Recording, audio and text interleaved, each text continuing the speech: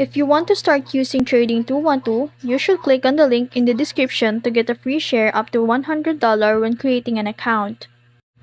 To close a trade on Trading212, click the pie icon. You will see here your asset.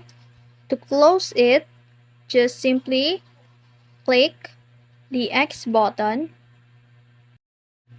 and you will see here the confirm close. Click that and that's it. That's how you close a trade on Trading212. If you found this video helpful, don't forget to like, share, and subscribe to the YouTube channel.